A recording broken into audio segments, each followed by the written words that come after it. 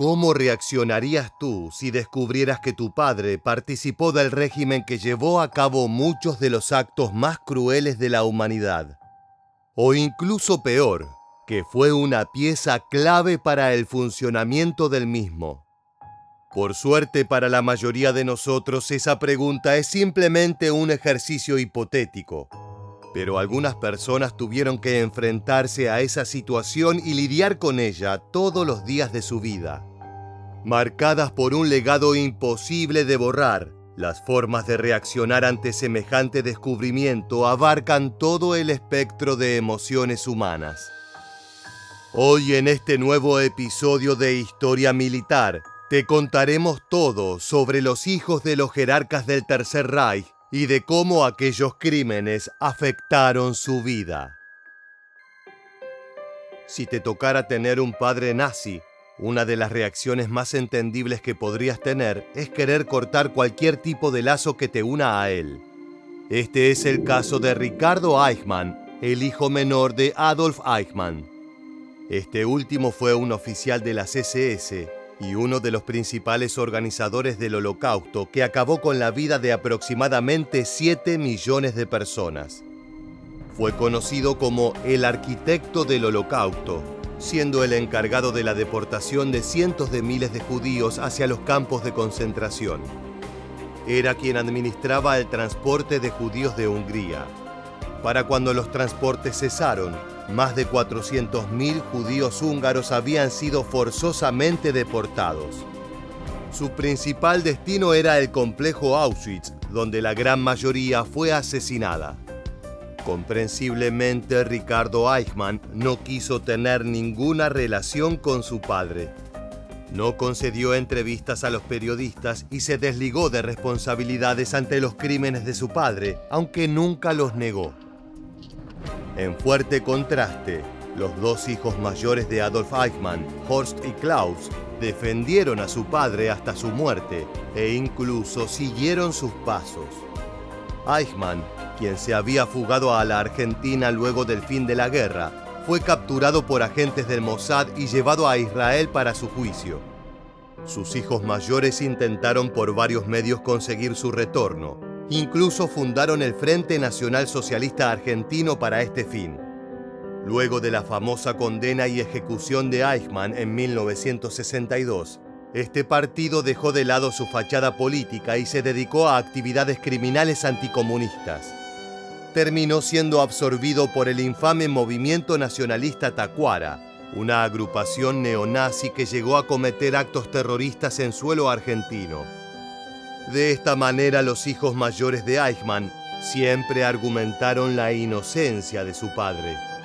Cualquier crimen cometido, decían, era la consecuencia de la obediencia a un superior. Veremos que no es el único caso en donde esto ocurre. A continuación puedes ver una pequeña parte del juicio que llevó al arquitecto del Holocausto a su condena de muerte. Als ich das erste Mal tote Menschen, tote Juden gesehen habe, war ich erschüttert gewesen. Und diese Reaktion auf meine Nerven hat seit der Zeit kein Ende mehr gefunden. Es wirkte weiter. Ich habe meine Arbeit nach dem eisernen Muss getan, das mir auferlegt worden ist. Ich bin beeindruckt durch dieses Geschehen, das ich sehen musste. Verhalten gewesen, meinem Chef mehrmals zu bitten, er möge mich endlich um Gottes Willen davon entbinden. Como podrás imaginar, hubo otros casos similares de hijos que defendieron las abominables acciones de sus padres. Hermann Göring, una de las piezas claves del nazismo, fue el líder de la Luftwaffe casi desde su nacimiento hasta el fin del régimen, así como el creador de la Gestapo, la policía secreta oficial del Partido Nacional Socialista. Con esta fuerza y junto con las SS, planeó y llevó a cabo la purga política conocida como la Noche de los Cuchillos Largos, donde casi 100 miembros del partido nazi opuestos al liderazgo de Hitler fueron asesinados. Otros miles fueron arrestados con la excusa de prevenir un supuesto golpe de Estado interno. Como si fuera poco, Göring también estuvo involucrado en la deportación de personas a campos de concentración, principalmente prisioneros de guerra soviéticos. Todo esto no alcanzó a impedir que su hija Eda lo defendiera toda su vida. Ahijada del mismísimo Adolf Hitler, Eda siempre mantuvo la idea de que su padre era inocente. Según ella, el problema había sido la lealtad incondicional de él hacia el Führer. Estas fueron sus palabras. Göring le había jurado fidelidad personal y nunca la abandonaría, incluso cuando Hitler había ido demasiado lejos. Las cosas que le sucedieron a los judíos fueron horribles, pero bastante separadas de mi padre. A pesar de sus palabras, Eda asistió a funerales de ex jerarcas del Tercer Reich y eventos políticos auspiciados por partidos neonazis. También quiso quedarse con las invaluables obras de arte saqueadas u obtenidas ilegalmente por Göring durante la guerra, pero por unanimidad el gobierno alemán rechazó su pedido. Puedes escucharla recordando cálidamente a su padre. Mein Vater liebte es, jedem Einzelnen einen Gabentisch herzurichten. Er hatte sich ganze Listen dafür zusammengestellt, die zum Teil heute noch existieren. Unsere Angestellten feierten, wie gesagt, mit uns, da die Eltern sie als ihre Freunde betrachteten. Dafür haben sie uns auch eine rührende Treue bewiesen, obwohl sie zum Teil wegen ihrer Zugehörigkeit zum Hause Göring nach Kriegsende viel durchzumachen hatten. Ich bin heute noch mit einigen von ihnen in Verbindung und sie sprechen nach wie vor mit großer Zuneigung und Verehrung von meinen Eltern. Otros familiares del líder de la Luftwaffe no siguieron el ejemplo de su hija. Bettina y Peter Göring, sus sobrinos nietos, decidieron tomar una drástica decisión. A sus 30 años se sometieron a cirugía para quedar estériles. Así, según ellos, nadie más arrastraría el oscuro legado de los Göring.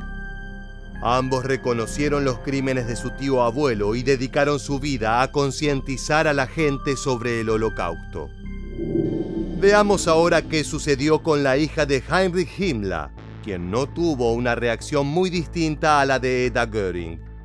Recordemos que Himmler fue el jefe del brazo armado de las SS y uno de los principales responsables del Holocausto. Formó los escuadrones de la muerte, responsables del asesinato en masa de millones de personas, y administró numerosos campos de concentración. Al ser capturado por los aliados poco después del fin de la guerra en Europa, prefirió suicidarse antes que enfrentar su juicio. Luego de Hitler, Himmler suele ser recordado como uno de los miembros más despiadados del nazismo. Su hija fue Gudrun Himmler, más conocida por el apodo de Puppy. Al igual que los hijos mayores de Eichmann, Gudrun fue abiertamente neonazi, uniéndose a una organización clandestina que ayudaba a exmiembros de las SS a escapar de la justicia. Incluso llegó a donar dinero para la defensa de algunos criminales de guerra como Klaus Barbie, un alto oficial de las SS conocido como el Carnicero de León. Recuerda este nombre porque volveremos a hablar de él más adelante. Puppy trabajó para el Servicio de Inteligencia de Alemania Occidental hasta la década del 60, cuando fue despedida junto con otros miembros del partido nazi. Hasta su último aliento, Gudrun negó el Holocausto y absolvió a su padre de cualquier crimen del que se lo hubiera acusado. Queda claro que, como dice el refrán, la manzana no cae lejos del árbol. Pasemos al caso de otro de los ahijados de Adolf Hitler, el primogénito de Martin Bormann. Bormann fue una de las personas más poderosas dentro del partido nazi, siendo jefe de la Cancillería del partido y secretario personal del Führer. De hecho, luego del suicidio del dictador, lo sucedió como autoridad máxima del partido por unos pocos días. Esto nos permite afirmar con absoluta certeza que fue el segundo nazi más importante luego del mismísimo Hitler. Para muchos otros líderes alemanes, el secretario era una persona increíblemente peligrosa, ya que ejercía una gran influencia sobre el Führer. Fue un ferviente antisemita e impulsó la persecución, el maltrato y la muerte de católicos, judíos y eslavos dentro de las zonas conquistadas por Alemania. Bormann se suicidó el 2 de mayo de 1945, cuando los soviéticos ya habían llegado a Berlín, aunque su cuerpo fue encontrado años después. Hasta que se confirmaron que los restos pertenecían a él, una de las hipótesis más barajadas era que Bormann había escapado y estaba refugiado en Argentina, como muchos de sus compatriotas. Veamos una entrevista del año 1972 a uno de los encargados de encontrar al nazi que estaba seguro de esta teoría. Según mi entendimiento, que Martin Bormann pasó por la República después de la Segunda Guerra Mundial, en 1948, es seguro y es indiscutible. No puedo opinar si vive todavía o pasó o vivió recientemente en la República Argentina, eso no puedo contestar. Todo parecía indicar que su hijo, Martin Adolf Bormann, seguiría sus pasos dentro del partido. Denominado por varios jefes nazis como Krönchi, que significa príncipe heredero, fue enviado de joven a un internado nazi en Baviera, institución donde se buscaba moldear a los futuros líderes del partido. Era un lugar severo. A sus 13 años ya lo obligaban a entrenarse militarmente, a leer y estudiar el Mein Kampf, el famoso libro escrito por el Führer, y a aprender la doctrina del partido nazi hasta que quedase grabada en su mente. Luego de la muerte de Hitler, con sus padres desaparecidos, tuvo que valerse por sí mismo hasta que pudo refugiarse en una granja. Allí comenzó a enterarse de los crímenes del partido al cual pertenecía. Unos años después, se volcó de lleno a la religión, quizás buscando librarse de la culpa que sentía. Se convirtió en sacerdote, yendo como misionero a zonas en guerra de África. Durante casi toda su vida adulta se dedicó a difundir e informar a la población de los crímenes cometidos por los nazis, incluyendo los de su padre. Sin embargo, según él, nunca pudo dejar de querer a su progenitor, llegando a decir lo siguiente: "No lo odio. Durante muchos años aprendí a diferenciar entre mi padre como individuo y mi padre como político y oficial nazi". Veamos ahora lo que sucedió con los descendientes de Albert Speer, un arquitecto alemán que ejerció como ministro de Armamentos y Producción de Guerra durante la Segunda Guerra Mundial. Por muchos años Speer fue considerado algo así como un buen nazi, es decir, como un hombre normal rodeado por monstruos, superado por las circunstancias y obligado a actuar contra su verdadera naturaleza. Declaró que a pesar de estar al tanto de los crímenes cometidos por otros miembros del Tercer Reich, no conocía la magnitud de las atrocidades, más que nada respecto al Holocausto. Durante los juicios de Nuremberg, lo condenaron a 20 años de prisión por su rol en el conflicto bélico. Recientemente la versión de Speer comenzó a resultar polémica, ya que salieron a la luz evidencias de que era plenamente consciente de los trabajos forzados a los que eran sometidos los prisioneros y civiles durante la guerra. Su propio hijo, Albert Speer Jr., apoyó esta revisión, ya que desde joven reconoció los crímenes de su padre y se distanció de su legado. Junto con Martin Adolf Bormann y el menor de los hijos de Adolf Eichmann, creó una organización para ayudar a víctimas del nazismo. Muy alejado de los ejemplos que hemos visto hasta ahora se encuentra el caso del hijo de Hans Frank, conocido como el Carnicero de Polonia. Hans Frank fue gobernador general de los territorios ocupados de este país, desde su invasión por parte de Alemania hasta el colapso de su gobierno a principios de 1945. Durante su mandato, la población polaca estuvo constantemente aterrorizada por sus métodos. Estos consistían en segregar a los judíos de la región y obligarlos a realizar trabajos forzados, asesinando a cualquiera que osaba oponer resistencia. Además, supervisó el gueto de Varsovia y 4 campos de concentración. En lo que duró su estadía en el poder, 4 millones de personas fueron asesinadas bajo su jurisdicción. Luego de la guerra fue encontrado culpable en los juicios de Nuremberg y condenado a muerte. Basándonos en los ejemplos que vimos hasta el momento, podríamos pensar que el hijo de Hans Frank sentiría algún tipo de simpatía por su padre, independientemente de lo despiadadas que hubieran sido sus acciones. Pero este no es el caso. Desde que se conoció la magnitud de sus crímenes, Niklas Frank ha denunciado a su padre en cada ocasión que pudo, escribiendo libros al respecto y participando en documentales. Según dijo, en su billetera llevó por muchos años una foto de su padre muerto en la horca. En cierta ocasión, cuando se le preguntó lo que opinaba de su progenitor, dijo lo siguiente: «Ya no lo odio, solo lo desprecio». Puedes verlo a continuación hablando sobre él. And here's the King of Poland, my father, on the tower of the Wawel Castle. And this I hate especially, this picture. Why? Yes, because this direction was the ghetto, and this direction was concentration camp down in the streets. Everywhere, the SS guards, and he was pretending here to be a peaceful, far-looking statesman. He knew exactly what he really was, the governor on a sea of blood. Antes de pasar a nuestro último ejemplo, debemos mencionar algo.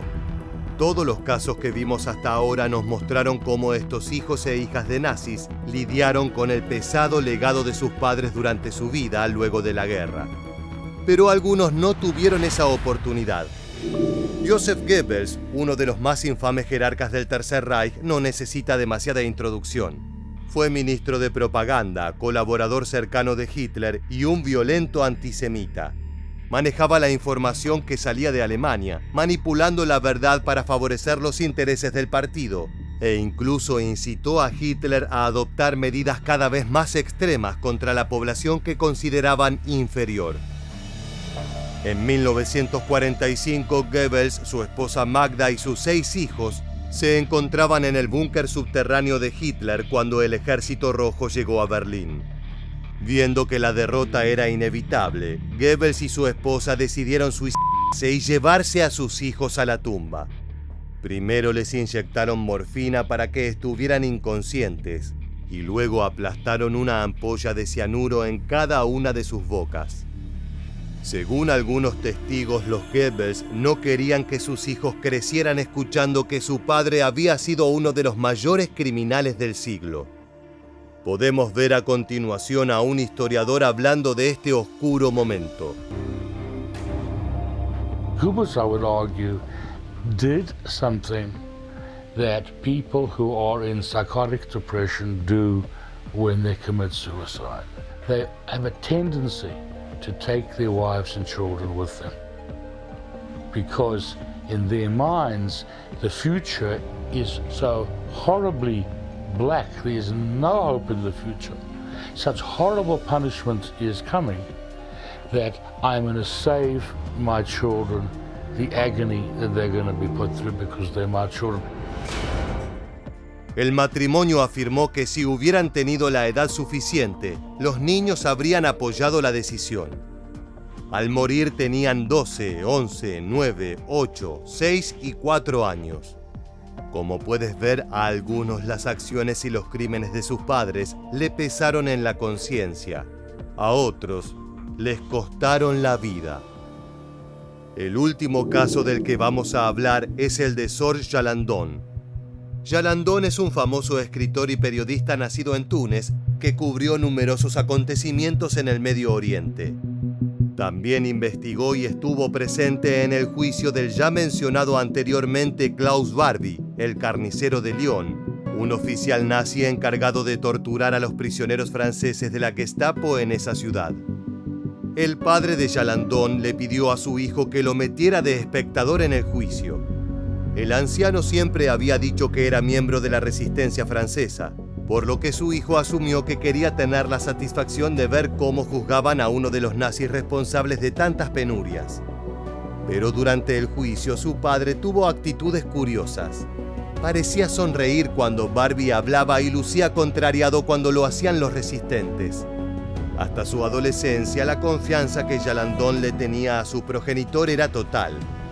Jamás había cuestionado sus palabras, ni siquiera cuando contó haber sido jefe de la inteligencia francesa o cuando le narró un supuesto desencuentro amoroso con la famosa cantante francesa Edith Piaf. Después del juicio de Barbie, Jalandon y su padre no volvieron a hablar de la guerra hasta el año en que el anciano murió. En su lecho de muerte le confesó la verdad. Nunca había sido partisano francés. De hecho, había sido un miembro de las SS, luchó en el frente soviético y hasta fue uno de los últimos defensores del búnker de Hitler en Berlín. La verdad que Jalandon creía conocer se derrumbó en un abrir y cerrar de ojos. Pero este no es el final de la historia. En 2020, su hermano le hizo llegar un dossier de una prisión francesa que evidenciaba que cuando la guerra en Europa terminó, su padre había estado recluido allí, por lo que era imposible que haya estado en Berlín defendiendo el búnker del Führer. Incluso a punto de morir, eligió seguir mintiendo. Jalandon no tardó en desenterrar más verdades sobre su padre. Se había alistado en el ejército francés, pero cuando vio que estaba cerca de ser derrotado, desertó. Se alistó luego en la Legión Tricolor de la Francia colaboracionista de Vichy, pero volvió a abandonar cuando sus miembros fueron enviados a luchar al frente soviético. Capturado por el ejército alemán, fue reclutado en el Cuerpo de Motoristas, una organización paramilitar nazi encargada del transporte de tropas al frente. Para sorpresa de pocos, desertó otra vez y se entregó a la resistencia francesa. Se quedó con ellos hasta que, estando en Bélgica, los abandonó para encontrar a los alemanes. Desafortunadamente para él, fue capturado por tropas estadounidenses que no creyeron sus palabras y lo enviaron al ejército francés, que lo encarceló durante un año. Conoció a la madre de Jalandon en Túnez, a quien le dijo que era un agente secreto. Según dice el periodista, yo no juzgo al joven que se perdió durante la guerra, sino al padre mentiroso que me mintió a mí y a mi familia y nos destruyó. No al colaboracionista, sino al bastardo que nos dejó sin memoria, sin nada. Lo puedes ver hablando sobre su padre. Et mon grand-père m'avait dit un jour, il faut que tu saches plusieurs choses. D'abord, ton père, il avait choisi le mauvais camp pendant la guerre, le mauvais camp. La deuxième chose, c'est qu'il avait vu, nous sommes de Lyon, il avait vu habillé en allemand à Lyon. Et la troisième chose, il me dit, tu vois, un jour, il était extrêmement énervé, il me dit, n'importe comment, il faut que tu le saches. Tu es un enfant de salaud. Puedes ver entonces que las reacciones de estos hijos e hijas son tremendamente variadas. Los sentimientos de las personas que no pudieron separar el cariño a sus padres de sus hechos aberrantes durante el Tercer Reich son entendibles, aunque no por eso justificables. Sin embargo, el peso de las evidencias dejadas por la historia tiende a derrumbar incluso la negación más obstinada. Si para ellos no, al menos sí para nosotros. Llegamos al final del video y queremos preguntarte, ¿crees que si tu padre hubiera sido nazi habrías podido perdonarlo? Déjanos tu respuesta en la bandeja de comentarios aquí debajo. Y no olvides suscribirte a nuestro canal para conocer muchos más sucesos militares que dejaron su huella en la historia.